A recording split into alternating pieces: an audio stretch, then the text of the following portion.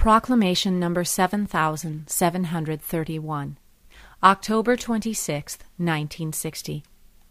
God's human manifestation in Jesus. The greatest mystery for you humans is and will remain my human manifestation in Jesus Christ. Even if it is explained to you in a comprehensible way, it will nevertheless remain a secret for you, because my being cannot be made completely understandable, since you always want to personify a thinking being. Thus you imagine a spiritually tangible God as something limited, and also assign this to Jesus, the human being, who, in a matter of speaking, unites two beings within himself. However, this concept is not right, for my being is inscrutable. It is the all-pervading and all-encompassing strength which knows no limitation and yet is intelligent and endowed with a will. It is impossible for you humans to imagine my being because you are finite, because you have not yet attained the perfection which removes every limitation. Nevertheless, you too are carriers of this strength.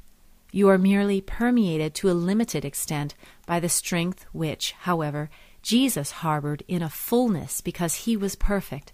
Thus he had, through the life of love, deified himself on earth.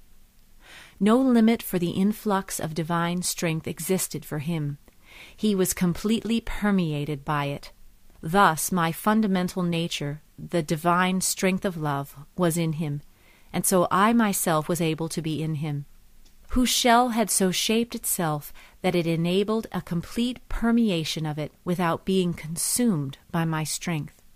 And thus it can be said that it was God who merely had made himself visible in the shell of the man Jesus, because as the source of strength, I could not be visible to any being, since no being would have survived had it been able to look into the enormous, fiery sea of my love. Consequently, I had to create a limitation for myself. I had to choose a form which could be visible to you humans and completely permeate this form. However, the form, nevertheless, remained that I myself am, for eternity, the highest and most perfect being. The form served the highest and most perfect being as an abode for the sake of my living creations, which desired to behold me.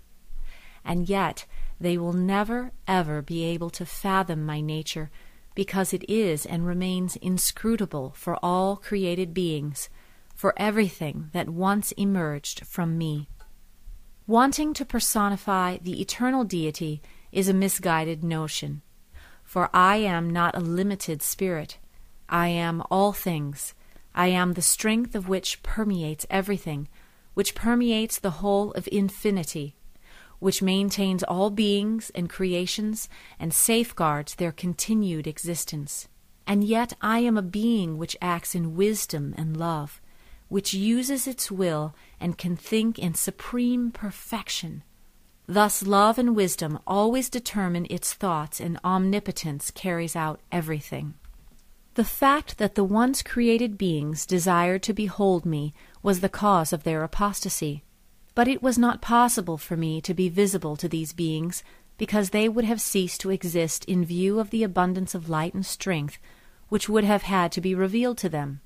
Even so, I wanted to satisfy my children's desire. I wanted to visibly present myself to them, and I did so in Jesus Christ, in a human shell, which first had to spiritualize itself in order to absorb the abundance of my light and strength. The shell had to become the same spiritual substance which my fundamental nature for eternity, so as not to perish when I myself permeated the form. Hence, nothing human stayed behind. Everything was spirit from me, and thus Jesus was God. I had become a human being, not only in order to accomplish, as a human, the mission of redeeming your original sin. Nevertheless, nothing of Jesus, the human being, stayed behind. Through his life on this earth, he had deified himself. He had completely merged with me, his Creator and Father of eternity.